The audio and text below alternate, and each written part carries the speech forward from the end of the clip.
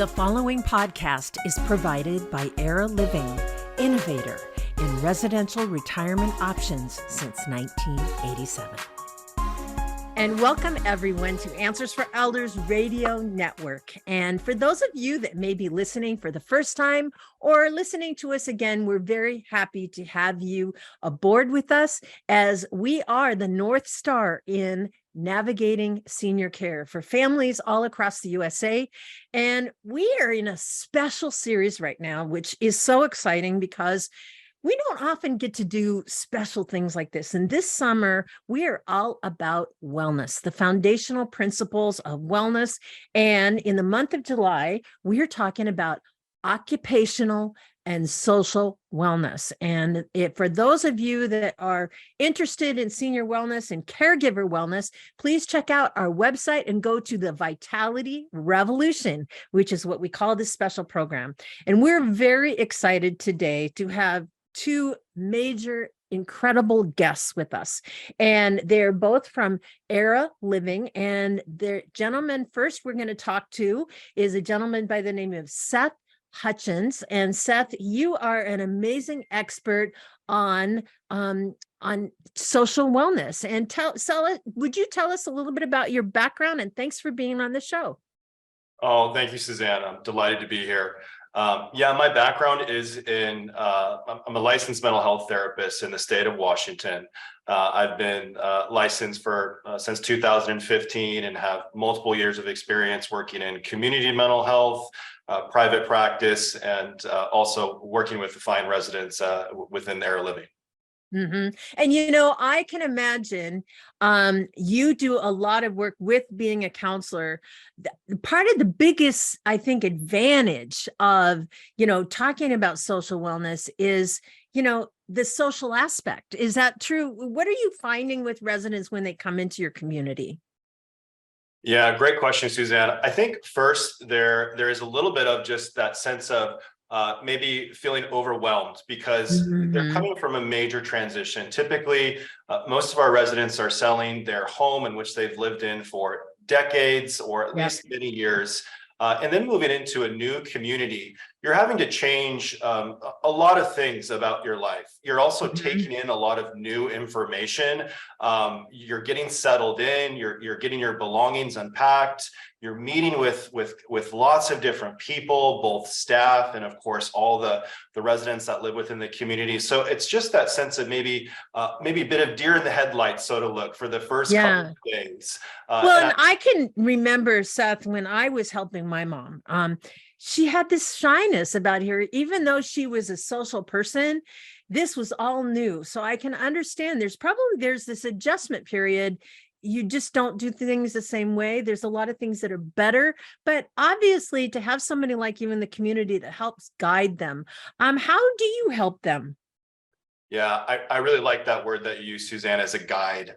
One of my I think major roles, and also one of the things I love doing most, is meeting with our new ladies and gentlemen upon moving in, because I know how big that experience can feel with coming into a new community full of people, kind of feeling like you're the new kid in class, and that can feel a little bit maybe anxious, that can maybe feel just a whole lot of different emotions. And so I really want to meet with them early on, just to meet them directly where they're at, talk about kind of where they're in with the move-in process, tell them a bit about my role as the counselor in the community, some of the groups that I lead, some areas of interest that may be particular to them, to get them connected and meeting people, but mostly just to answer questions, to reassure them that you are not alone in this process. You have an entire host of colleagues and directors that are on hand to support you through this. Yeah. And it's interesting. We've had the honor, and I have to say honor, of getting to know some of your residents on our podcasts. And, one of the things that I've noticed about Era Living specifically is you guys have such a wonderful way in embracing new residents, where you have kind of ambassadors in the communities, things like that. Would you give me a little bit of information about that program? Oh, I'd love to, Suzanne. Yeah, we have a resident-led welcoming committee led by our residents who have been living in the community for multiple years.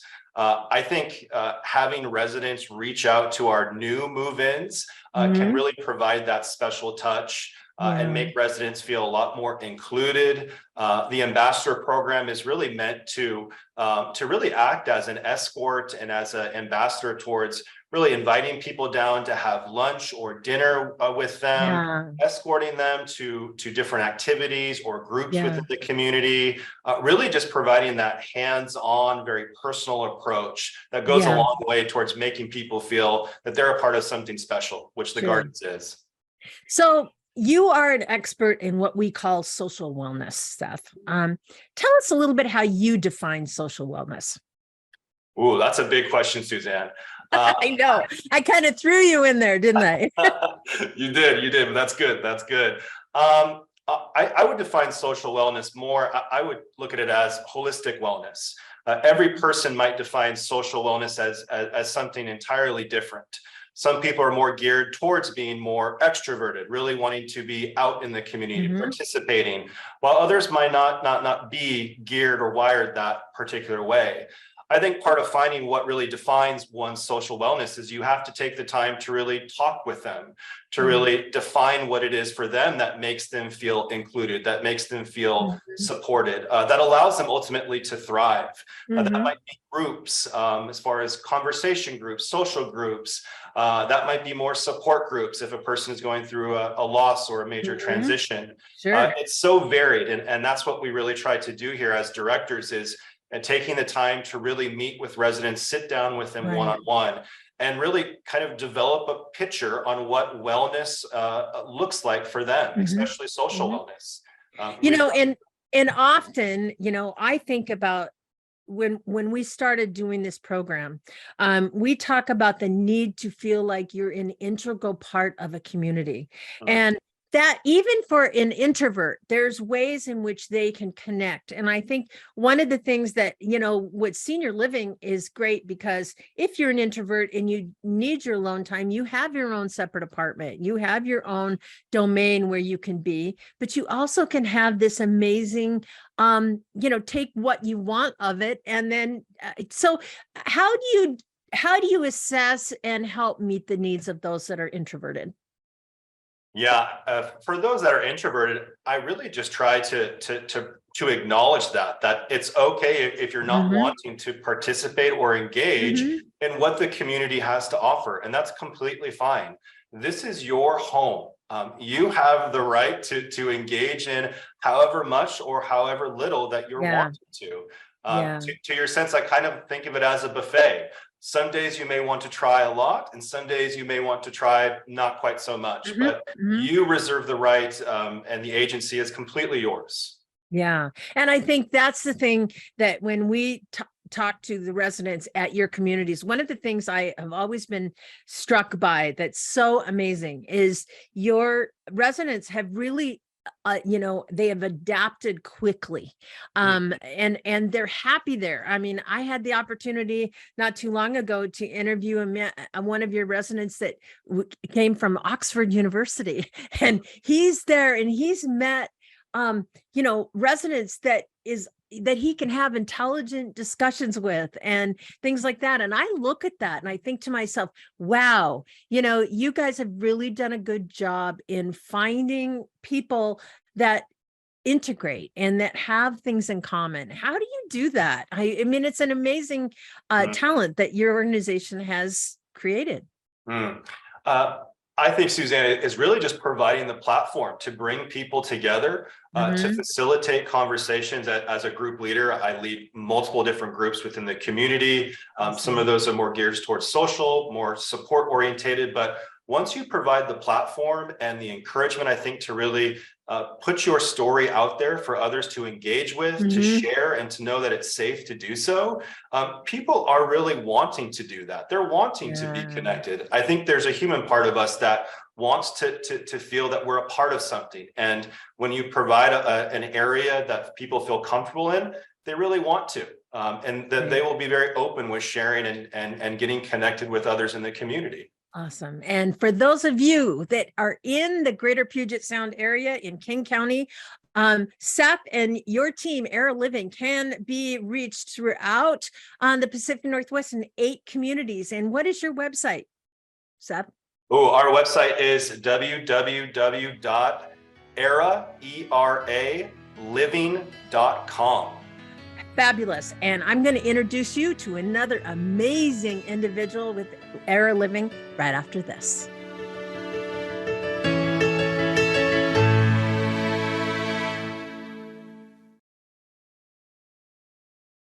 Era Living is locally owned and operates 8 premier retirement communities in Seattle, Renton, Mercer Island, Bellevue, and Issaquah.